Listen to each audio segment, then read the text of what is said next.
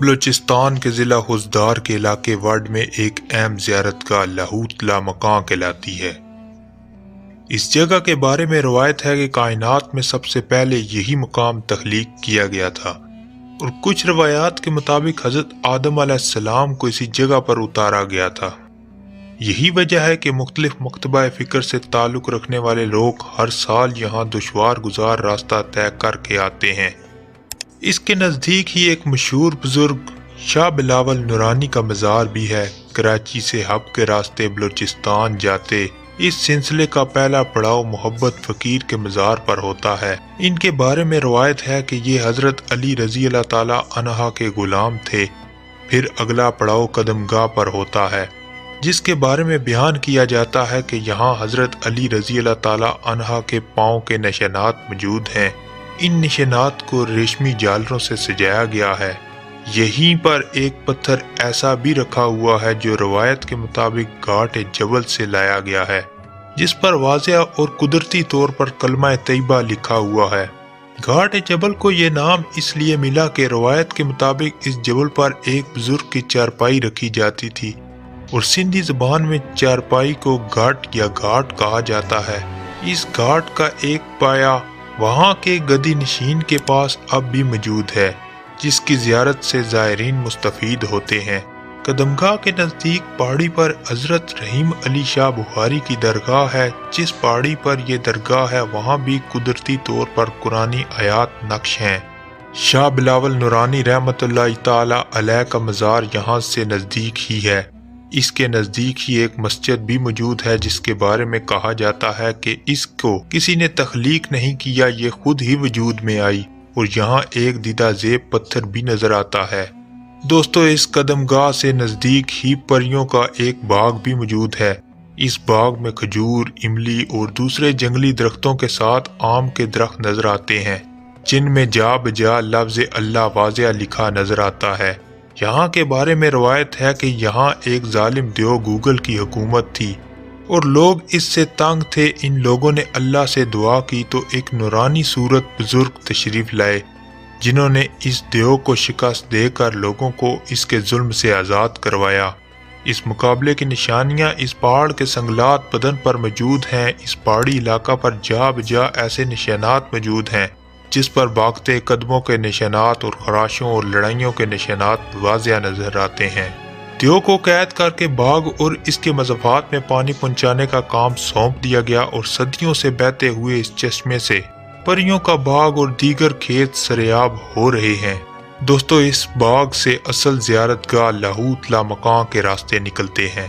پیدل زائرین کے لیے 7 پہاڑوں کو عبور کر کے زیارت گاہ تک پہنچنا پڑتا ہے۔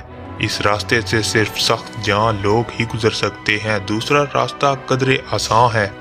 اس راستے پر لوہے کی سیڑھیاں موجود ہیں۔ دیکھنے میں یہ سیڑھیاں بہت کمزور ہیں، لیکن کئی 100 من وزن آسانی سے برداشت کر لیتی ہیں۔ ہزاروں زائرین ایک ہی وقت میں چڑھتے اترتے نظر آتے ہیں۔ سیڑھیاں عبور کرنے کے بعد ایسے پتھر سے سامنا ہوتا ہے جس کی صورت میں ایک ایسی صورت موجود ہے جو کسی خونخوار جانور کی سی ہے، لیکن اب پتھر کی طرح ساکن ہے۔ کہا جاتا ہے کہ یہ ایک ایسی بلا تھی جو روزانہ دیگ بر دال منوں کے حساب سے روٹیاں اور ایک جیتے جاگتے انسان کو کھا جاتی تھی۔ یہاں ایسے پتھروں پر بھی نظر پڑتی ہے جن کی شکل خونخوار جانور اور شیر سے ملتی ہے۔ ان کے بارے میں بھی روایت ہے کہ یہ اصل درندے تھے، لیکن روحانیات کی طاقت سے ان کو بھی پتھر بنا دیا گیا۔ دوستو، یہاں سے آگے ایک ایسی جگہ بھی آتی ہے جو حضرت لال شہباز قلندر سے منسوب ہے۔ کہا جاتا ہے کہ آپ نے یہاں آگ جلائی اور چلہ کشی کی تھی۔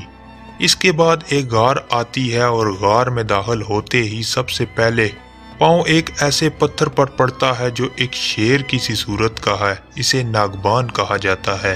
یہ شیر روایت کے مطابق ان زیارت گاہوں کی حفاظت پر مامور ہے۔ اس غار میں داخل ہونے سے قبل ایک خاص صابن سے منہ دھونا پڑتا ہے۔ یہ صابن پتھر پر پانی گرنے سے بنتا ہے، اور اس سے منہ دھوتے ہی غار کا اندھیرا ختم ہو جاتا ہے اور ہر چیز روشن ہو جاتی ہے۔ اس غار میں پتھر کی بنی ایک اونٹنی بھی ہے، اور ایک پتھر بھی جو فرش سے برآمد ہو کر غار کی چھت کی طرف بڑھ رہا ہے۔ اس جگہ پر ایک پتھر کا چولہا بھی ہے جس کے بارے میں روایت ہے کہ یہ دختر رسول صلی اللہ علیہ وسلم خاتون جنت حضرت بی بی فاطمہ الزہرا رضی اللہ تعالی عنہا کا چولہا ہے۔ یہاں ایک قدرتی چشمہ بھی موجود ہے جو سبیل کہلاتا ہے۔ اس چشمے کے نیچے ایک قدرتی پتھر کا پیالہ ہے جو عین اس پیالے کے اوپر پہاڑ سے پانی ٹپکا رہا ہے۔